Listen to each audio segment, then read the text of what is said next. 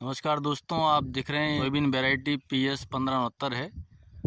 और आज ये इसकी बोनी हुई थी 2 जुलाई 2022 को और आज है 23 सितंबर 2022। तो अभी ये लगभग 80 दिनों की फसल हो गई है और पूरी तरह से पककर तैयार है।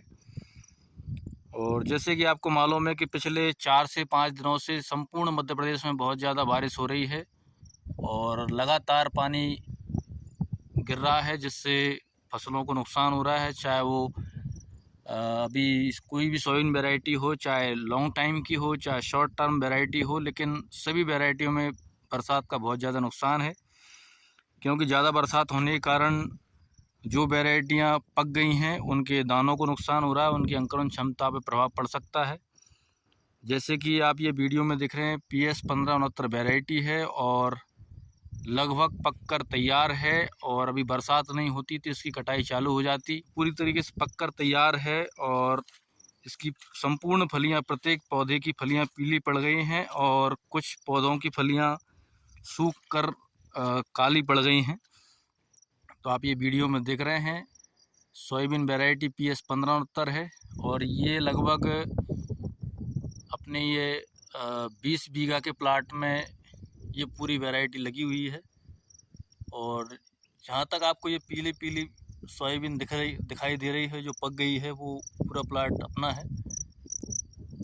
तो आप देख रहे हैं ये सोयाबीन वैरायटी PS 1569 जो कि पूर्ण रूप से पक गई है। और आप ये फलियां देख सकते हैं, कुछ पौधों में फलियां कुछ इस प्रकार से अभी लगभग पूरे प्लाट में 20% फलियां इस तरीके से हैं। बाकी ज़्यादातर फलियां इस तरीके से पूरी तरीके से पक गई हैं। वैरायटी अच्छी है, रोग प्रतिरोधक भी है। लेकिन ये हमने ये गहरी मार ज़मीन में इस वैरायटी को बोया था, चूँकि इस वैरायटी के बारे में लोगों ने बताया है, वैज्ञानिकों ने बताया कि मध्यम वर्गीय ज़मीन होती है या ढालू ज़मीन, जो इसको कमज़ोर ज़मीन बोला जाता है, उस ज़मीन में ये वैरायटी बहुत ही अच्छा प्रदर्शन करती है। या मार खेत हो, अच्छी ज़मीन हो, गहरी ज़मीन हो, तब भी उस ज़मीन में इस वैरायटी को बोया जाए जिसमें संपूर्ण पानी बरसात होने के बाद पानी निकल जाता है, ठहरता नहीं है। जो ज़मीन ढालू होती है या एक सार, जिसका पानी एक तरफ पूरी एक साइड एक कोने में कहीं भी निकल जाए, उस खेत में ये वैरायटी बहुत अच्छा परफॉर्म करती है। और विशेष रूप से जो मध्यम वर्गीय या उथली ज़मीनें होती हैं, उन ज़मीनों में ये PS 1569 सोयाबीन वैरायटी बहुत अच्छा प्रदर्शन करती है। क्योंकि ये खेत मार ज़मीन का खेत है, अच्छी ज़मीन है, काली मिट्टी है, गहरी ज़मीन है, इस कारण से इसमें इस वैरायटी की हाइट थोड़ी कम आई है। फिर भी एक मध्यम हाइट आई है। लेकिन जिन खेतों में हमारे यहाँ भी कुछ खेतों में ये वैरायटी लगाई है, जैसे जिन खेतों में पानी नहीं भरता है और थोड़ी पीलेपन पे पड़ुआ टाइप की जो ज़मीन होती है, पड़ुआ वर्ग की, उस ज़मीन में ये बहुत अच्छा प्रदर्शन करती है। उन ज़मीनों में ये सोयाबीन वैरायटी की हाइट लगभग 2.5 से 3 फीट के करीब है। तो बहुत अच्छा उसमें उत्पादन आने की संभावना है, क्योंकि इसमें भी फल ठीक आया है। आप ये पूरे प्लॉट में देख ही रहे हैं कि फल ठीक आया है, ज़्यादा रोग भी नहीं लगे हैं।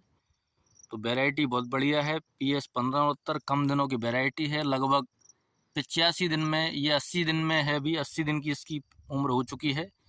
तो 80 दिन में ये पूरी तरह पककर तैयार है। अब अगर मौसम खुल जाता है तो ये बिल्कुल कटने के लिए तैयार खड़ी हुई है।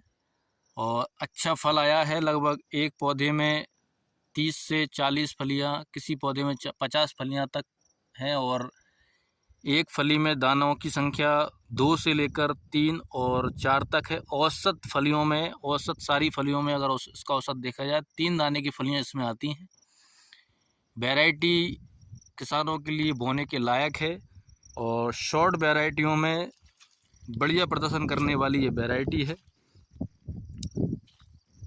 तो सभी किसानों को मेरी सलाह है कि PS 1569 को बोनी करने में कोई झिझक ना करें। बढ़िया वैरायटी है ये। हमारे प्लॉट में इसने अच्छा प्रदर्शन किया है, क्योंकि इसमें कुछ खरपतवार भी स्प्रे करने के बाद दोबारा उगाए थे और अभी तो ये ज़मीन पर बैठ गए हैं या सड़ गए हैं, लेकिन बीच में काफ़ी अच्छी मात्रा में इसमें खरपतवार हो गया था, जिसके बावजूद भी इसने अच्छा प्रदर्शन किया है। उम्मीद से ज़्यादा मुझे उम्मीद नहीं थी कि इस तरीके से इसमें अच्छी फलियाँ आएंगी, लेकिन उम्मीद से ज़्यादा इसका प्रदर्शन आया है। और अगले वर्ष इसको प्रयास ये करेंगे कि उथली ज़मीन में या पड़ुआ ज़मीन में इसको बोने का प्रयास करेंगे, जिससे कि इसकी अच्छी हाइट आए। और ज़्यादा हाइट आएगी तो फलियों की मात्रा भी बढ़ सकती है और रोग ग्रसित भी नहीं होगी। तो आप देख लीजिए, PS 1569 वैरायटी है और 5 क्विंटल बीज हमने ये कुल बोया है। और इसमें सबसे अच्छी बात है कि इल्लियों का प्रकोप इसमें कम आता है, क्योंकि इसकी फलियों में रुएँ होते हैं, लगभग मध्यम रूप से रुएँ आते हैं। कुछ वैरायटी में बहुत ज़्यादा रुएँ होते हैं, लेकिन इसमें मध्यम वर्गीय रुएँ होते हैं।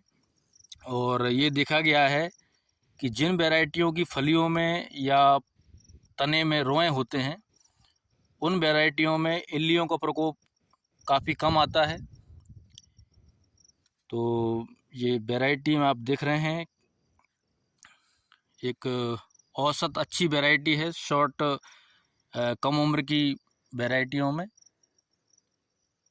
तो आप देख लें, क्योंकि मैं आपके लिए हमेशा वीडियो अच्छी वीडियो बनाने का प्रयास करता हूं, अच्छी वैरायटियों को आपको दिखाने का प्रयास करता हूं।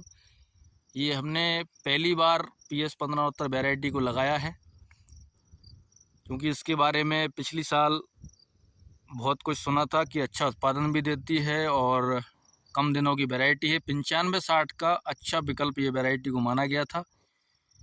तो इस बार मुझे लग रहा है कि 95-60 का अच्छा विकल्प हो सकता है, क्योंकि इस साल भी 95-60 में येलो मोजेक और तना छेदक इल्ली का बहुत ज़्यादा प्रकोप देखा गया। हमारे गांव में कुछ किसानों ने 95-60 को दोबारा लगाया था इस वर्ष भी, तो उनकी 95-60 सोयाबीन वैरायटी पूरी तरीके से ख़त्म हो गई है येलो मोजेक के कारण और तना छेदक इल्ली के कारण, जिससे कि वो उन खेतों में सोयाबीन की कटाई नहीं होनी है, सीधा उस खेतों की जुताई होनी है। तो ये अच्छा विकल्प है 95-60 का। और 95-60 का विकल्प होने के साथ साथ ये PS 1569 और NRC 138 और ब्लैक गोल्ड, ये 3 वैरायटी 95-60 का बहुत अच्छा विकल्प है। तो फलियों की संख्या भी अच्छी है, पौधे की हाइट भी इसकी मध्यम आती है, लगभग 3 फीट अधिकतम इसकी हाइट आती है। तो आप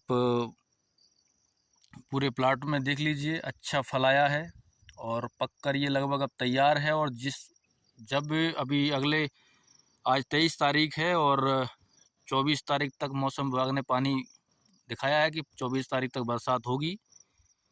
तो अगर ये 24 तारीख को बरसात बंद हो जाती है तो खेत सूखने के तुरंत बाद इसकी हम कटाई करवाएंगे। और कटाई होने के बाद जब थ्रेसिंग होगी तो मैं आपको इसका उत्पादन बताऊंगा कि प्रति बीघा के हिसाब से कितना उत्पादन आया। थ्रेसिंग के दौरान ही मैं आपको वीडियो बनाकर बताऊंगा। तो आप देखते रहिए मेरा YouTube channel Basu Indian farming. Channel को सब्सक्राइब करें, लाइक करें, बेल आइकन का बटन ज़रूर दबाएं। डालूंगा तो आपको नोटिफिकेशन मिलती रहेगी। तो इसी के साथ सभी किसानों को राम राम, नमस्कार, जय हिंद।